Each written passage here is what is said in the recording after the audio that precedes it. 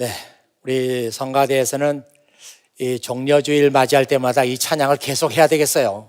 예, 계속 해주시기 바랍니다. 아주 귀한 찬양 불러줘서 우리 마음도 정말 예수님을 환영하는 그런 마음이 된 것 같습니다. 지난 주일에 우리 성가대에서 우리 때문에 그런 제목의 찬양을 드렸어요. We are the reason. 바로 우리가 그 이유였습니다. 우리 때문에 그런 찬양을 불렀는데 그 찬양이 참 그 곡조도 좋고 또 가사가 아주 탁월한 그런 찬양이에요. 그래서 오늘 저는 우리 때문에 We are the reason 그런 똑같은 제목을 가지고 여러분과 함께 은혜를 나누고자 합니다. 사실은 제가 한 2, 3년 전에도 같은 제목으로 설교를 했는데 오늘 여러분과 함께 나눌 말씀은 아주 완전히 새로 여러분을 위해서 또 저를 위해서 작성한 그런 설교인 것을 여러분에게 다시 한번 말씀을 드립니다. 이 우리 때문에 그 찬양 가사가 꽤 긴 가사로 되어 있는데 그 핵심 부분만 좀 본다면 이런 가사예요. 드디어 나는 내가 살아야 할 이유를 알았습니다.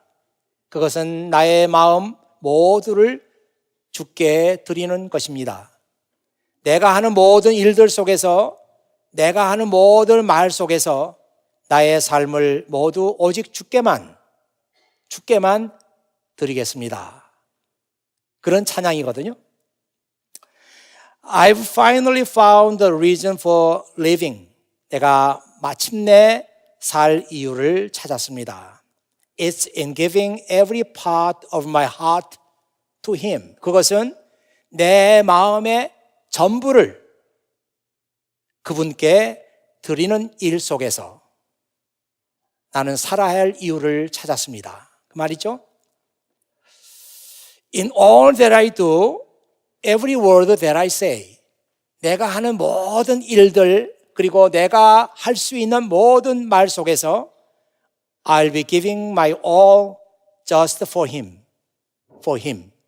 나는 나의 모든 것을 오직 주님께만 드리겠습니다. 그런 가사예요. 여러분들이 전체 가사를 다 보신다면 더 많은 은혜가 될 줄로 믿습니다.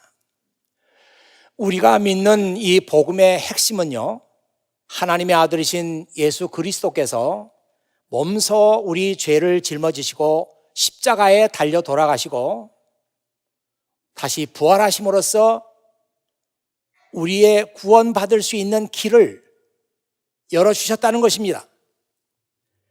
그런데 성경에 보면은 그 말을 하기 위해서 예수님은 죄가 없으시다고 말하고 예수님은 거짓말을 한 적도 없다고 하고 예수님은 모욕을 당하면서도 욕을 하지 않았다고 말하고 고난을 받으면서도 어디 당신 한번 두고 봅시다 그런 식으로 말씀하지 않았다고 합니다.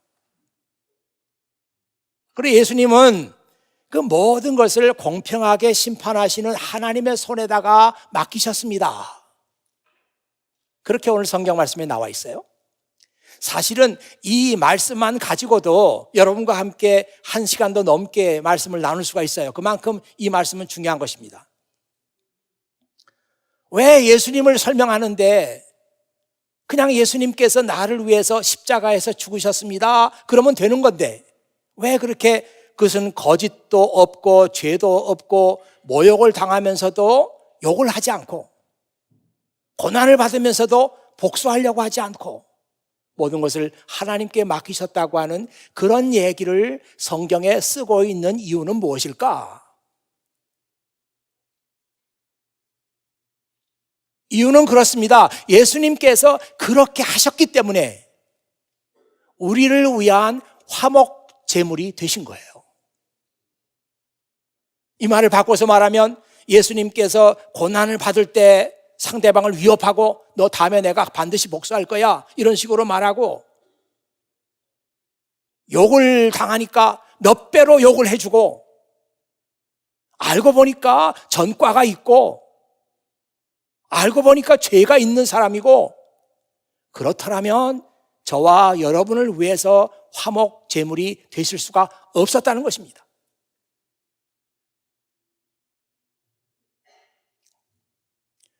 예수님과 똑같은 시간에 똑같은 날에 두 사람의 강도가 예수님 왼편에 좌편에 십자가에 못 박혀 죽었어요.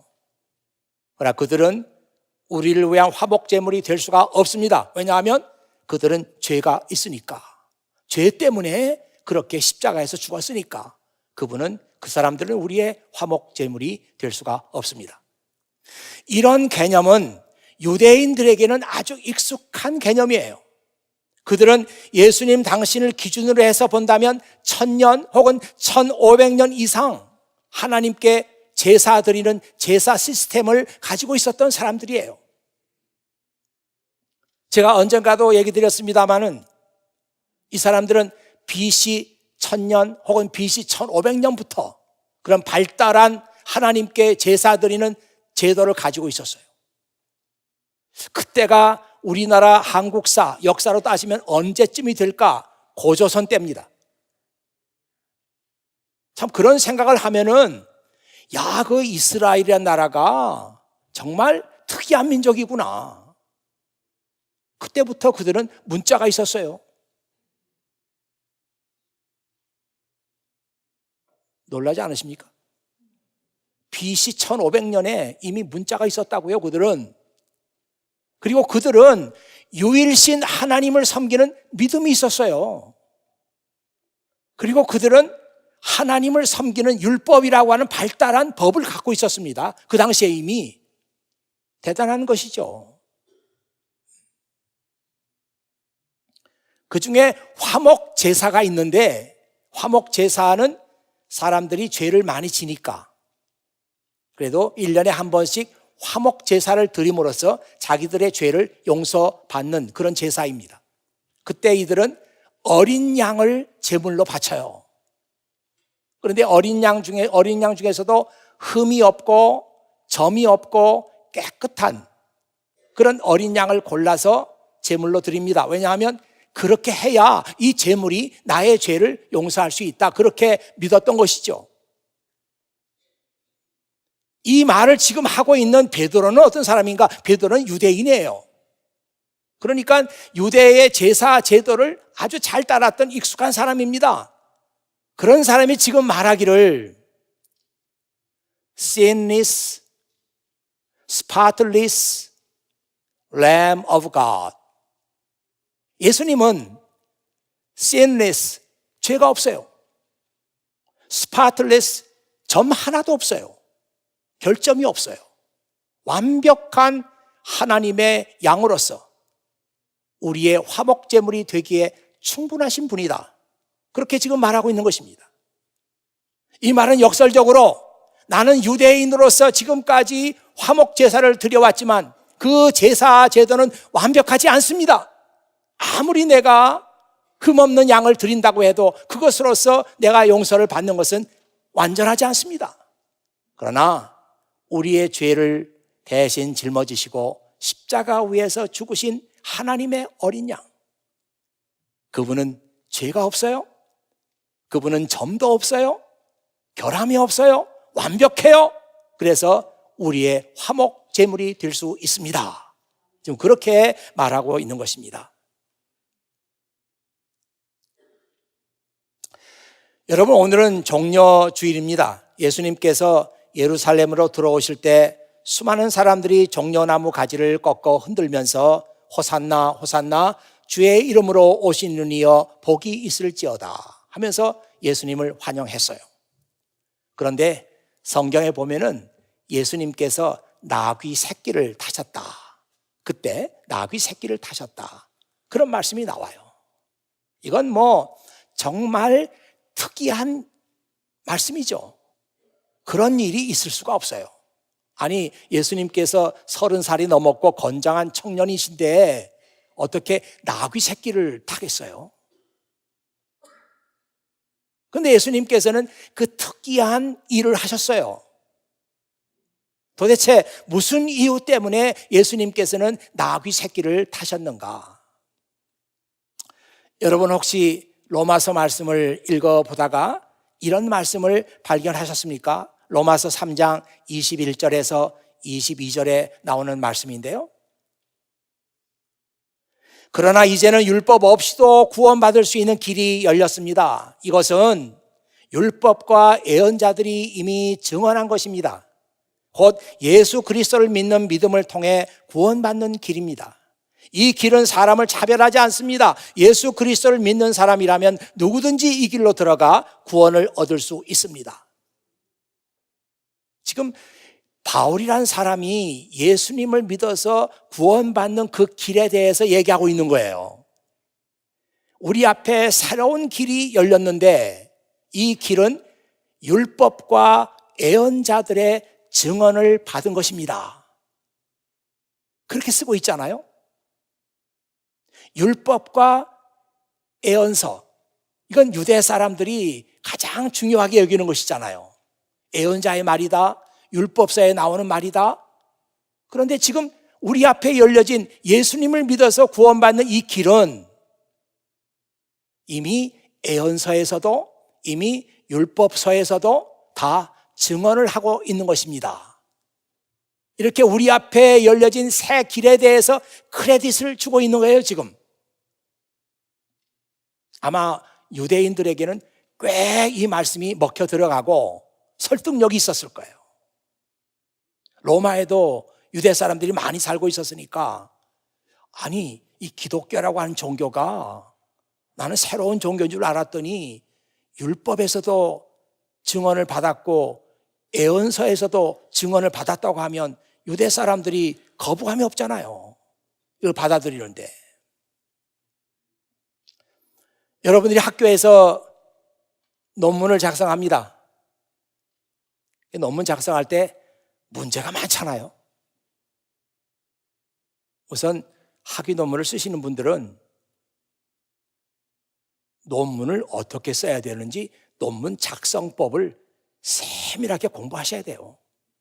그냥 냅다 그냥 써내려간다고 해서 좋은 논문이 되는 게 아닙니다.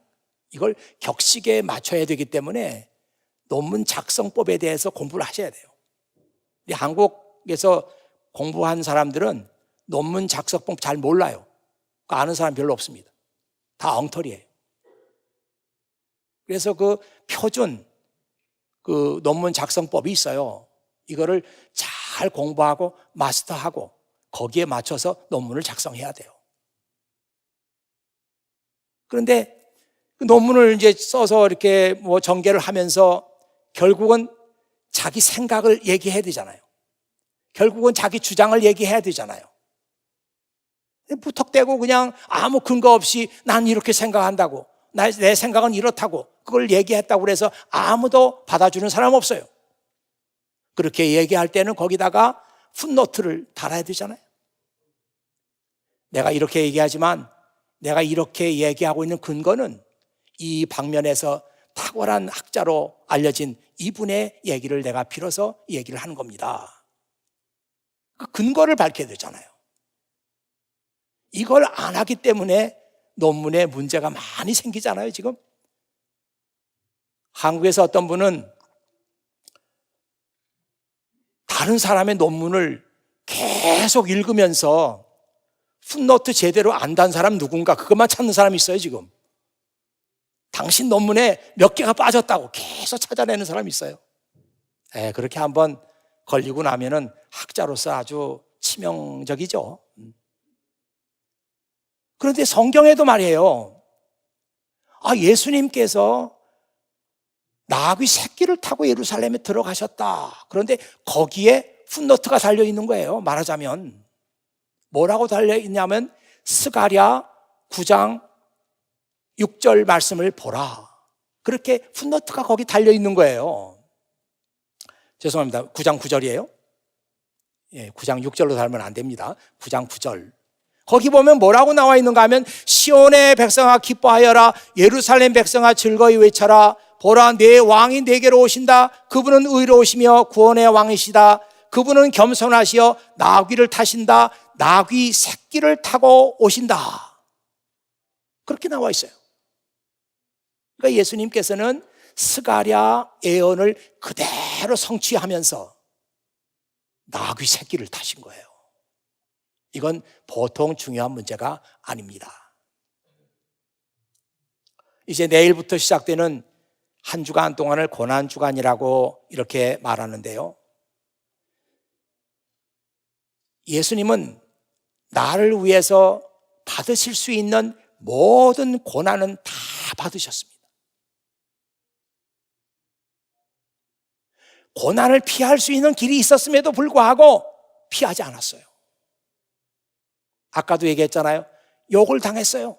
다 그냥 받았어요.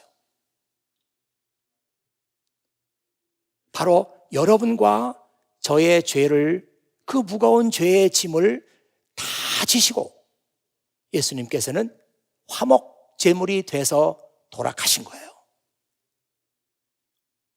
하여튼 빌라도라고 하는 유대의 총독이 있었는데 이 사람이 예수님께 대해서 좀 호감이 좀 있어요. 어떻게 하면 좀 석방할 수 있는 길이 있을까 찾아요. 그래서 이것저것 물어보면은 예수님께서 사실 뭐 이렇게들 얘기하지만 전 그런 얘기 한 적이 없습니다. 이렇게 몇 번 하면은 석방될 수도 있어요. 근데 예수님께서는 자기를 비방하는 모든 말들을 다 받으셨어요. 변명하지 않았어요. 다 받았어요. 제가 성경 읽으면서 놀라운 말씀을 발견했는데, 놀라운 말씀이라고 하는 것은 제가 지금까지 성경을 봤는데도 그 생각을 안 했던 거예요. 십자가에 죽을 사형수들에게 포도주를 2번 먹여요.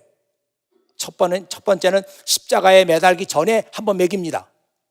먹이는데 그때 포도주에다가 약을 타요. 몰약이라고 하는 그 약을 탑니다.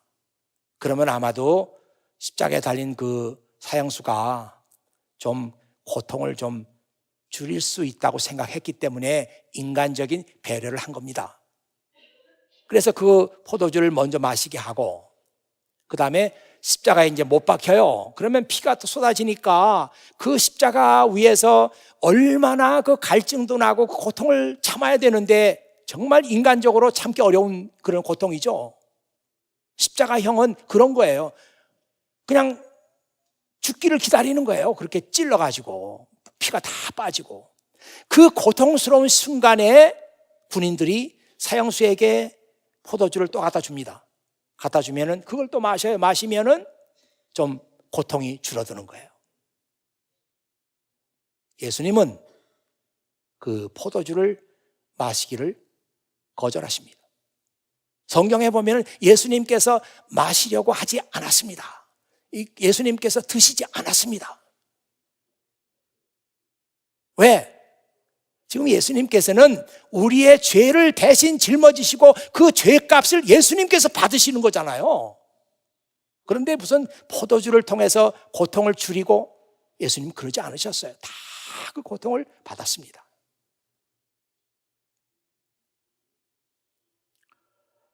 이 말씀을 읽으면서 우리는 그런 생각을 하죠. 왜? 예수님께서는 왜 그렇게 우리의 죄를 위해서 그 고통을 다 감수하려고 했나? 아니, 군인들이 포도주 주면은 먹고 마시고 그러면 조금 고통도 줄어들 텐데 왜 다 거부하셨나? 왜 그랬나? 오늘 성경 말씀 보니까 3가지로 그 이유가 나와 있습니다. 첫 번째는 그리스도께서 우리를 위해서 고난을 받으심으로 우리에게 너희가 앞으로 이렇게 살아야 된다 하는 example을 보여주셨어요. 그 얘기가 오늘 성경에 나와 있잖아요. Christ suffered for us. 예수님께서 우리를 위해서 고난 받으셨습니다. He is your example. 바로 예수님은 당신의 example이 되십니다. And you must follow in his steps. In his steps. 스텝이라고 하는 것은 그분이 남겨놓은 발자국. 여러분들은 이제 그분이 남겨놓은 발자국을 따라가야만 합니다. 그렇게 썼잖아요.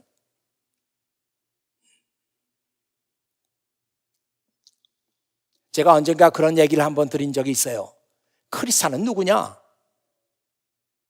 이게 무슨 신학서적에 나온 얘기도 아니고 그냥 일반 그 딕셔너리에 보면은 크리스찬은 누구다 하는 데피니션이 나와 있어요. 크리스찬이 누구냐?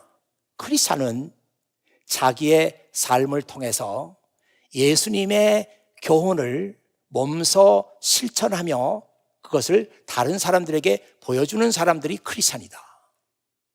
이게 일반 사전에 그렇게 나와 있는 데피니션이에요. 마찬가지로 정말 예수님께서 우리가 이렇게 살아야 된다고 하는 이그젬플을 보여주셨어요. 우리를 위해서 고난을 당하시면서 고난의 삶의 이그젬플을 우리에게 보여주시고 내가 이렇게 이 길을 걸었으니 너희도 이 길을 따라서 나와 함께 걸어야 된다. 그렇게 말씀하신 겁니다. 다시 말하면 이제 너희가 나를 이그젬플로 해서 한다면 너희가 다른 사람의 고통, 다른 사람의 문제, 다른 사람의 고난을 너의 고난으로 받아들여야 된다. 이것이 나를 이그젬플로 해서 살아가는 사람들이다. 그렇게 말씀하신 거예요. 저는 오늘 이 설교를 준비하면서 여러분들의 얼굴을 머릿속에 떠올렸어요. 내가 이런 설교를 하면 이 우리 교우들이 어떤 반응을 보일까? 여러분들이 오늘 예수님께서 우리가 따라서 살아야 될 이그젬플을 보여주셨는데 그 이그젬플이 즐겁고 행복한 것이 아니라 고난의 삶에 대한 이그젬플이에요. 저는 분명히 믿기를 여러분이 오늘 이 말씀 들으면서 그래? 이거 심각한 얘기인데? 하면서 고난의 삶으로 보여주신 그 예수님의 이그젬플을 여러분들이 신중하게 생각하고 그 이그젬플을 받아들인다면 우리 인류에게 소망이 있습니다. 인류라고 그러니까 매우 거창한 것 같죠? 인류에게 소망이 있어요. 앞으로 우리가 사는 이 사회는 과학적으로나 기술적으로 눈부시게 발전해 나갈 것입니다. 조만간에 운전자가 운전하지 않고 그냥 앉아서 스마트폰을 계속 할 수 있는 시대가 온다 이 말이에요.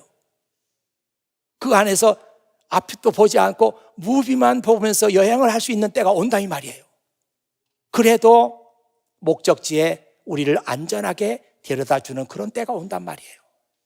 이런 것은 사실 아무것도 아니죠. 앞으로 우리가 사는 이 세계는 눈부신 그런 혁명적인 발전적인 세상이 될 것입니다. 그런데 반면에 사람과 사람 사이의 관계는 더 나빠지고 사람과 사람들 사이의 경쟁심은 더 심해지고 그 사이에서 많은 사람들이 삶의 고통을 받게 될 것이에요. 그래도 아무도 거기에 대해서 케어하는 사람이 없다. 우리가 사는 세상은 그런 거예요. 아무도 우리 주변에서 고통당하는 사람이 있고 고통을 이기지 못하여서 힘들어하는 사람들이 있어도 아무도 그 사람의 고통에 대해서 관계하지 않는다. 그건 그 사람의 문제일 뿐이다. 그런 시대가 앞으로 우리가 살아가는 시대입니다. 그런데 오늘 여러분들이 정말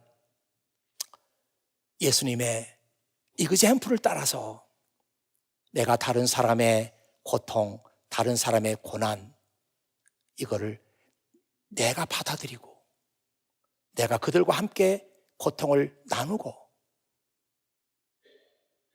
만약 여러분들이 그런 삶을 산다면 인류에게 희망이 있어요.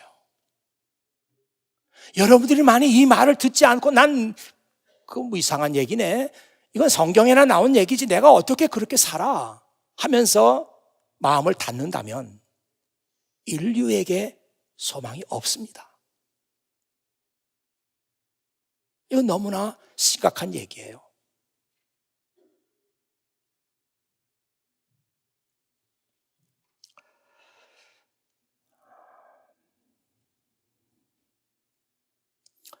자, 그래서 여러분들은 예수님의 고난의 삶으로 보여주신 example, 이걸 내가 따르느냐 따르지 않느냐, 이게 중요합니다. 2018년 종려주의를 맞이해서 하나님께서 여러분에게 주시는 질문이에요. 너 그렇게 살 수 있겠어? 묻는 것입니다. 자, 둘째로, 예수님은 우리가 더 이상 죄를 위해서 살지 않고 의를 위해서 살 수 있게 하기 위해서 우리를 위해서 십자가에서 그렇게 고난을 받으시고 죽으셨다. 오늘 말씀 속에 그렇게 나와 있습니다. 더 이상 죄를 따라 살지 않고, 이 말은 더 이상 너 자신의 이기심을 위해서 살지 않고, 이 말이에요. 의를 위해서 산다, 옳은 일을 위해서 산다, 하나님의 뜻을 성취하기 위해서 산다, 그런 뜻이 되겠습니다. 여러분, 한번 고린도 후서 4장 10절에서 12절 말씀을 좀 같이 보고자 해요. 제가 이런 말씀을 항상 중요하게 보는 이유는, 이게 사도 바울이 고린도 교회에다가 쓴 편지잖아요. 이 사도 바울이 정말 탁월한 사람인 것은 예수님의 교훈과 예수님의 생애를 어떻게 하면은 성도들의 삶 속에 그것을 적용할 수 있는지, 그 자신이 그렇게 살 뿐만 아니라 성도들을 위해서 이런 작업을 했어요.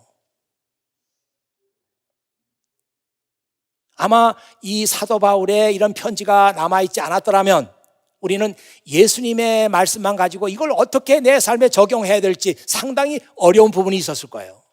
이런 분들이 그 작업을 미리 했기 때문에 우리는 그 말씀을 보면서, 야, 이렇게 예수님께서 남겨놓으신 삶을 이렇게 내 삶에 적용할 수 있겠구나 하는 것을 배우게 되는 겁니다. 그 얘기가 고린도 후서 4장 10절에서 12절에 이렇게 나와 있어요. 우리는 예수님의 생명이 우리 몸에서 나타나도록 하기 위해서 항상 예수님의 죽으심을 우리 몸에 짊어지고 다닙니다. 예수님의 생명이 죽을 우리 몸에 나타나도록 하기 위해 우리는 살아있지만 예수님을 위해 항상 몸을 죽음에 내맡기고 있습니다.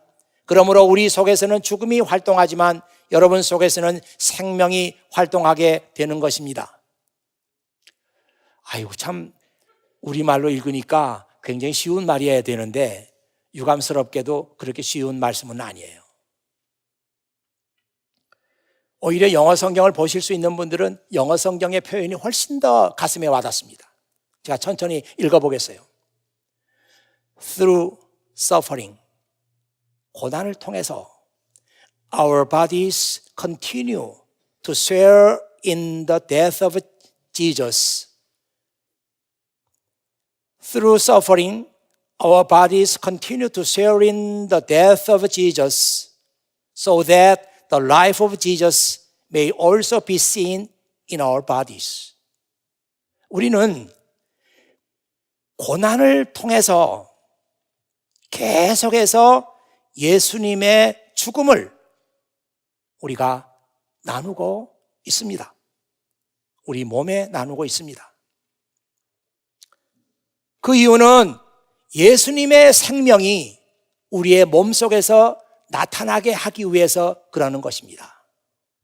Yes, we live under constant danger of death. 우리는 계속해서 그 위험을 무릅쓰고 살고 있습니다. Because we serve Jesus. 왜냐하면 우리가 예수님을 섬기기 때문이죠. So that the life of Jesus will be evident in our dying bodies. 그래서 우리의 죽어가는 이 몸에서 예수님의 생명이 분명하게 드러나게 하기 위해서입니다. So we live in the face of death.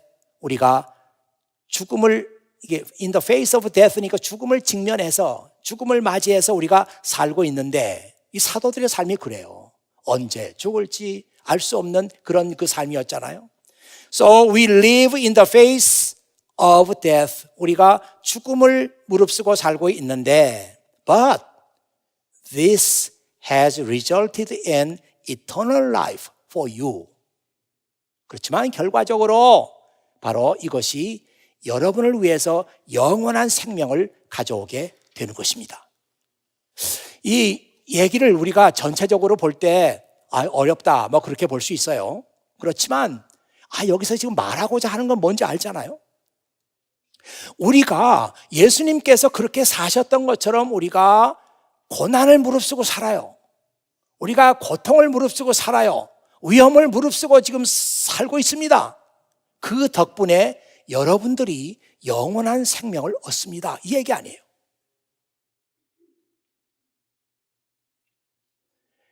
예수님께서는 왜 우리를 위해서 십자가 위에서 그렇게 고난을 받으시고 죽으셨나?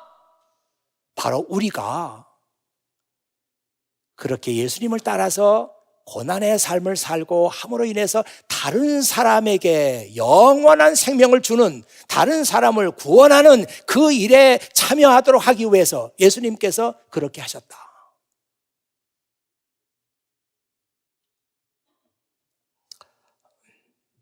나는 정말 우리 교회에 나오는 청년들이 오늘 이 말씀을 심각하게 들으면서 정말 예수님처럼 이 말씀처럼 살겠다고 하는 청년들이 많이 나왔으면 좋겠어요.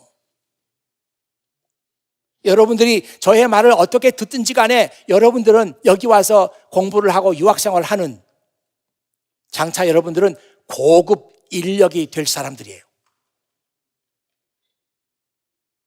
여러분들이 앞으로 공부를 마치고 어디 가서 어떤 그 직장이나 어떤 위치에서 일하게 될 수는 알 수 없으나 제가 확실하게 아는 것은 여러분들은 이 사회의 리더가 될 수 있는 가능성이 많습니다.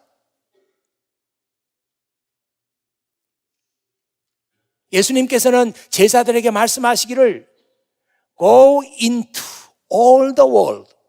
Go into all the world. 너희들은 이 세상으로 들어가라 말씀하셨어요. 여러분 생각해 보세요. 정말 여기서 믿음 생활 잘하고 여기서 학문의 길을 잘 닦아서 고급 인력이 돼서 이 세상의 리더가 돼서 예수님처럼 산다고 생각해 보세요. 여러분들이 이 세상에 들어가서 예수님처럼 산다고 생각해 보세요. 여러분이 죄를 위해서 살지 않고 죄를 따르지 않고 여러분의 이기심을 위해서 살지 않고 예수님처럼 산다고 생각해 보세요. 얼마나 그 일 생각만 해도 가슴이 벅차지 않습니까? 여러분들에게 정말 가슴이 벅찬 일이 있어요? 그 일만 생각하면 내 심장이 뛰고 내 가슴이 벅차올라. 그런 일 있습니까? 바로 예수님의 이 말씀을 따르는 삶이에요. 내가 예수님의 제자가 돼서 예수님 말씀처럼 Go into all the world. 이 세상으로 스며들어가. 거기 가서 내가 나 자신을 위해 사는 게 아니라 예수님께서 보여주신 의의 삶을 사는 거예요. 어떤 사람들은 그런 생각을 잘 안 하는 사람들이 있어요. 목사님 저는 그냥 평범하게 살다가 이름도 없이 빚도 없이 죽고 싶습니다. 말하기는 좀 멋지게 들릴 수는 있습니다. 평범하게 이름도 없이 빚도 없이 멋지게 들릴 수 있어요. 그러나 분명히 아세요 여러분, 예수님은 여러분들이 그렇게 살라고 십자가 위에서 죽지 않았어요. 이름도 없이 빚도 없이 평범하게 살다가 죽으라고 예수님께서 그 고통을 당하신 게 아니에요. 예수님은 여러분들이 특별한 삶을 살기를 원하세요. 죄를 따르지 않고 의를 따르는 삶을 내가 살라. 특별한 삶이에요. 미션을 가진 삶, 특별한 삶이에요. 삶의 이유가 있는 삶, 특별한 삶이에요. 그 특별한 삶을 예수님께서는 살기를 원하시고 예수님께서 십자가 위에서 그 일을 위해서 죽으신 거예요. 여러분들이 만일 이 말씀 제대로 듣지 않고 저는 그냥 뭐 리더가 되고 뭐 그런 생각은 없고요, 그냥 평범하게 살다 죽을래요, 이렇게 하면은 예수님의 십자가의 죽음을 여러분들이 헛되게 하는 것입니다. 저는 분명히 그렇게 생각해요. 여러분이 무슨 높은 자리에 올라가서 성공을 해라 이런 얘기를 지금 하고 있는 게 아닙니다. 여러분, 미션이 있는 삶, 꼭 살아야 될 이유가 있는 삶, 자기 본성을 따르지 않고 하나님의 의를 성취하는 삶, 다른 사람의 고난, 다른 사람의 고통, 다른 사람의 문제, 여기에 파티시페이트 하는 삶, 이런 삶을 주님은 원하시는 거예요. 그거 위해서 예수님 죽으셨습니다. 마지막 한 가지 말씀드리고 마치겠어요. 마지막은 예수님께서 우리에게 영혼의 목자를 찾아주기 위해서, 너의 영혼의 목자가 여기 계신다, 그거 말씀해 주시려고 예수님께서 십자가 위에서 죽으셨습니다. 우리 가운데 방황하는 사람들 있어요. 왠지 모르게 어디 마음을 둘 데가 없는 거예요. 공부하면서도 방황하게 되면 공부에 성과가 없어요.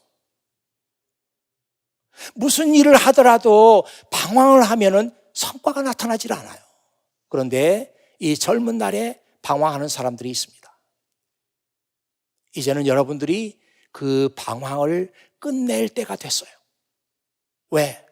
예수님께서 나를 위해서 십자가에 죽으시면서 내 마음을 여기다 두라, 여기다 두라, 여기다 두면 내 삶은 견고해지고 여기다 두면 내 삶은 아름다워지는 거야. 그걸 말씀하고 계시기 때문이에요.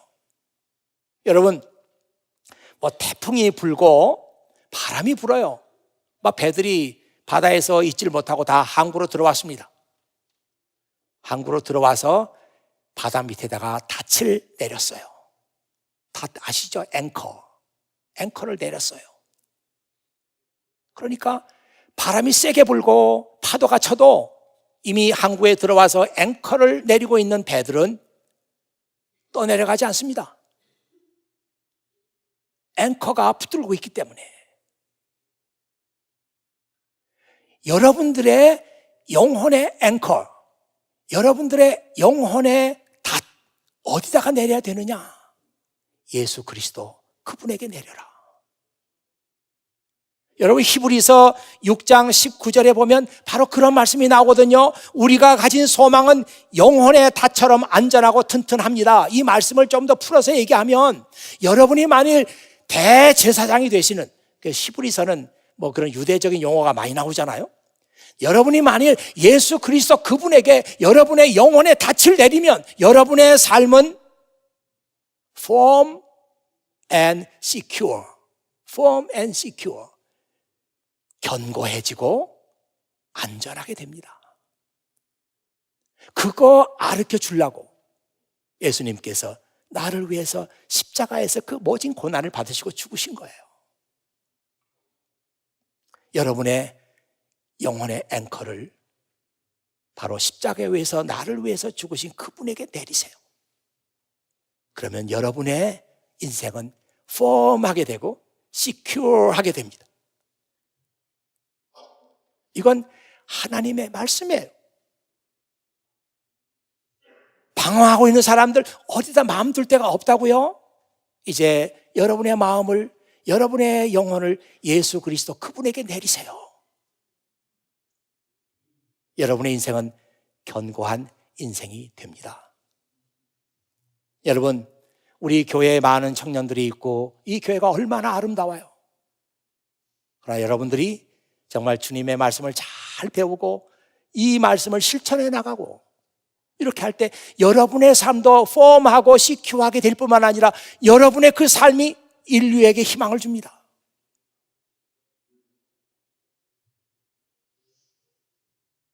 오늘 이 말씀이 2018년 종려주일에 여러분에게 주시는 하나님의 말씀입니다.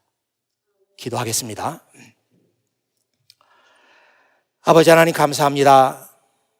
아버지 하나님께서 오늘도 이 예배 허락하시고 이 예배를 통해서 이 종려주일에 주시는 하나님의 살아있는 말씀을 듣게 하시니 얼마나 감사한지 모르겠습니다. 아버지 하나님, 오늘 이 말씀이 사랑하는 모든 교우들의 마음속에 깊이 새겨져서 결코 지워지지 않게 하시고 정말 예수님께서 우리에게 보여주신 이그젬플을 따라서 이제는 의를 추구하는 삶을 살게 하시고 우리의 영혼을 예수 그리스도 그분에게 닻을 내리도록 아버지 하나님께서 이 시간 역사해 주시기를 간절히 바라옵고 원합니다.